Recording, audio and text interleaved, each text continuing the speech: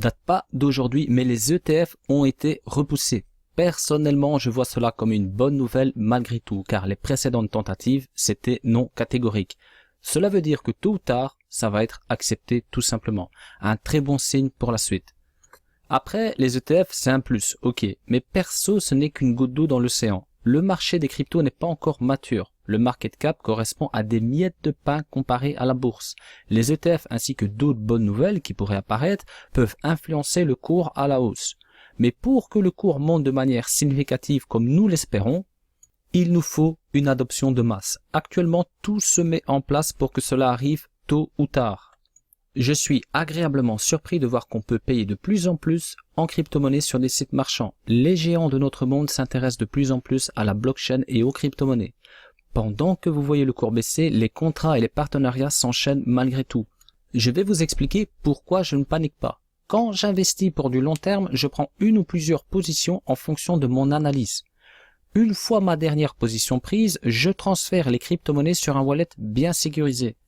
Je me fixe des objectifs sur le prix de retrait et sur la durée en fonction du projet. Il s'agit généralement de plusieurs années et non de quelques mois. Si après ma dernière position le cours baisse ou il monte, ça m'est complètement égal. Cet argent est bloqué pour une durée déterminée.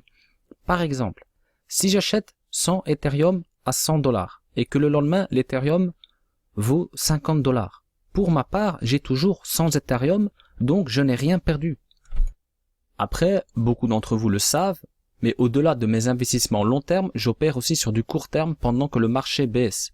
J'ai même partagé quelques opérations sur mon groupe et des centaines de membres peuvent en témoigner. Maintenant, si un délai n'est pas respecté, le capital est tout simplement bloqué jusqu'au moment où l'objectif sera atteint. Franchement, il n'est pas question que je vende à la baisse pour le plus grand plaisir des baleines. Quand je vends à la baisse, c'est stratégique, c'est juste pour augmenter mes bagues.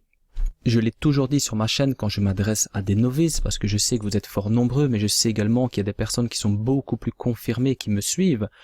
En tout cas, ce que j'ai déjà dit, et ce que je dis encore aujourd'hui, c'est que si vous n'avez pas de connaissances ou d'expérience dans le sujet de manière approfondie, ne vous prenez pas la tête avec tout ça. Dites-vous que vous avez investi en tant que visionnaire et non en tant que spéculateur. Et croyez-moi, c'est les visionnaires qui gagnent bien plus d'argent que les spéculateurs. Je vais vous illustrer tout ça après en fin de vidéo. Arrêtez de croire les vendeurs de rêves soi-disant professionnels qui savaient que la bulle allait éclater à 20 000 $ et non à 21 par exemple. Vous imaginez franchement, la bulle elle aurait pu éclater à 5 000 $, à 10 000 $, à 15 000 $ ou même à 30 000 $ ou encore à 50 000 $. On aurait pu très bien maintenant être encore avec un cours qui ne cesse d'augmenter, là aujourd'hui en 2018, pour passer de 50 000 $ à 8 000 $ par exemple. Depuis le printemps 2017, on a tous bien compris qu'on était dans une bulle. Mais quand va éclater la bulle, personne peut nous le dire. Mais personne, franchement, moi ça me fait rire quand j'entends certains. Oui, je savais qu'à 20 000 $ ça éclatait.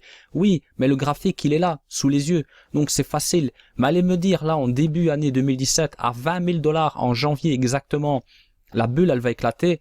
Non, ça y a personne qui l'a dit. Mais par contre, en janvier, beaucoup de professionnels vous parlaient de soldes. Vous imaginez, on avait un bitcoin qui était à 15 000 $. Allez-y, c'est les soldes. Il faut acheter du bitcoin. Donc, vous voyez un petit peu, il faut rester pied sur terre. Une chose qui est sûre, c'est que oui, on peut avoir des analyses pertinentes, on peut proposer quelques scénarios, on peut se situer dans le temps, mais franchement, aller dire qu'un bitcoin peut valoir autant dans autant de temps, il faut oublier. Moi, quand j'entends ça, je zappe. J'ai pas de temps à perdre. J'ai pas de temps à perdre à entendre qu'un bitcoin va valoir 100 000 $ dans un an, etc., etc. Alors pire, franchement, désolé, mais il faut être honnête jusqu'au bout. Moi, ça me fait trop rire quand j'en entends certains qui savent acheter au plus bas et vendre au plus haut. Moi, personnellement, par expérience, j'ai déjà pu acheter au plus bas, bien sûr, parce que des fois, on a des analyses un petit peu téléphonées, on peut anticiper, mais voilà, c'est pas sûr et certain. Il y a des fois où le cours va encore descendre. Des fois, il va même bien descendre. Après, à terme, voilà, mon capital, il est paralysé, mais je vais quand même pouvoir vendre à la hausse. Donc, même chose pour vendre au plus haut. C'est pas évident de vendre au plus haut. Il faut arrêter quand j'entends que certains ont vendu tout leur bitcoin à 20 000 $. Moi, je vais vous dire franchement, la plupart pensaient que le bitcoin allait vers les 30 000 $. Donc oui, il y en a certains, de manière stratégique, ils ont vendu à 5, à 10, à 15, à 20 000 $, bien sûr, mais pas tout. Ma règle d'or, c'est de ne pas être trop gourmand. Si par exemple, vous achetez une crypto-monnaie à 1 dollar en pensant qu'elle n'ira pas plus bas, sachez qu'il est possible qu'elle va descendre à 50 cents. En ce qui me concerne, la seule réaction que je peux avoir, c'est de racheter une deuxième fois à 50 cents. Quand le cours va augmenter, je serai déjà à 100% de bénéfice une fois les 1 dollar atteints, par rapport à ma deuxième position bien sûr. Pour ceux qui ont visionné ma vidéo où j'avais expliqué mes premiers achats, comment j'avais opéré sur le marché quand j'étais arrivé, j'avais acheté des Litecoin pour une misère. J'en ai revendu 4 fois moins cher que l'apogée du Litecoin. Mes dernières positions ont été vendues à plus ou moins 200 dollars. Quand il est monté au-delà de 300 dollars, qu'est-ce que je me suis dit? Franchement, j'ai eu aucun regret, car par expérience, en toute honnêteté, il est difficile de vendre au plus haut et d'acheter au plus bas. N'oubliez pas que les résistances et les supports ainsi que les indicateurs sont éphémères. Ça ne dure pas dans le temps, c'est toujours le marché qui va vous donner la marche à suivre. Maintenant ici on va se mettre un petit peu à la place des investisseurs qui ont investi en 2014. Donc on est sur CoinMarketCap, Bitcoin, là vous voyez donc on est sur le pic de 2014, grosse chute qui a duré quand même 2 voire 3 années pour revenir jusqu'à 1000 dollars. Donc pensez aux investisseurs qui ont investi en 2014 avec une correction historique concernant le Bitcoin. Ces investisseurs avaient beaucoup moins d'espoir que vous à cette époque-là. Car déjà, les crypto-monnaies, c'était vraiment méconnu, il n'y avait pas de gros partenariats, il n'y avait aucune régulation, etc. Enfin, il n'y avait rien. Bien sûr, il y avait des choses, mais si on doit comparer à ce qui se passe aujourd'hui, donc en 2018, franchement, on était bien en arrière. Les choses avaient déjà avancé, mais voilà, là, il y a eu un boom en 2017. Ici, voilà, il y a beaucoup de personnes, il y a les géants de notre monde qui s'intéressent vraiment. À la base, tout le monde était sceptique, mais voilà. Là, maintenant, bien sûr, on est toujours dans un canal baissier, mais toujours est-il, les partenariats, tout cela s'enchaîne. Donc, ils ont attendu 3 ans. Croyez-moi, beaucoup d'entre eux ont fait fortune. Il faut que vous compreniez qu'il y a des personnes qui ont acheté de l'Ethereum à moins d'1 dollar. Ils n'ont pas revendu leur Ethereum à 2 dollars ou à 1 dollar. Ils ont attendu des années, c'est-à-dire jusqu'en 2017. Donc, quand sera notre prochaine année 2017? Ça, personne ne peut vous le dire. C'est impossible. Si vous voyez une vidéo sur YouTube, voilà, la prochaine année 2017, ce sera cette année-là. C'est impossible. C'est impossible.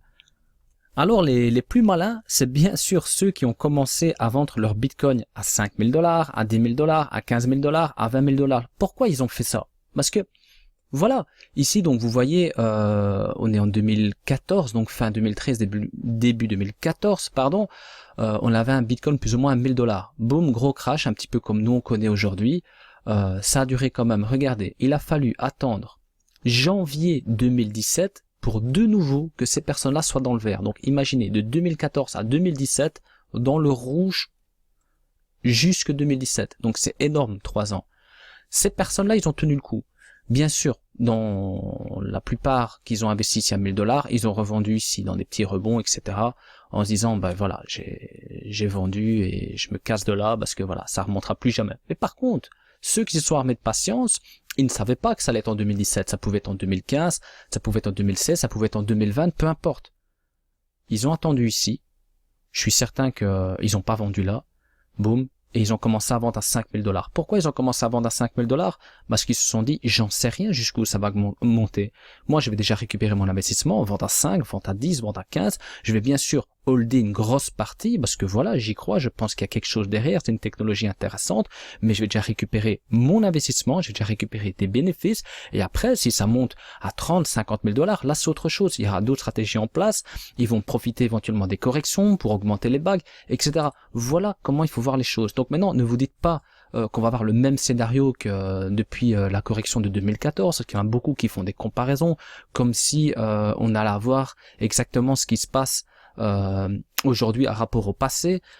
Le passé, bien sûr, on peut le prendre comme un indicateur, mais moi, je pense pas que les choses vont se passer comme en 2014. Maintenant, vous dire que voilà, en janvier 2019, on aura un Bitcoin à 30 000 dollars, etc. Moi, je vais pas vous balancer tout ça, parce que j'ai aucune certitude, ce serait du vent. Et après, si j'ai raison, on va me dire que je suis le meilleur, mais en même temps, c'est pile ou face. Et moi, ça m'intéresse pas. Moi, j'aime bien que quand je prévois quelque chose, quand j'opère sur un trade, j'aime bien que ce soit calculé. J'aime pas que ce soit de la chance. Voilà comment je fonctionne. En attendant, pour moi, ça correspondra pas à la correction de 2014. C'est tout autre chose. Il y a beaucoup trop de choses qui ont changé depuis. Donc, combien de temps ça va durer, je sais pas. Mais personnellement, j'ai l'intime conviction que d'ici quelques années, au plus tard, en tout cas, je vais avoir un commentaire sous la description de cette vidéo. Tu avais raison, regarde le cours du Bitcoin aujourd'hui, en espérant bien sûr, à vous toutes, à vous tous, que ce soit le plus tôt possible. C'était Crypto Novice. Je vous souhaite un beau week-end à toutes et à tous. Restez prudents sur le marché.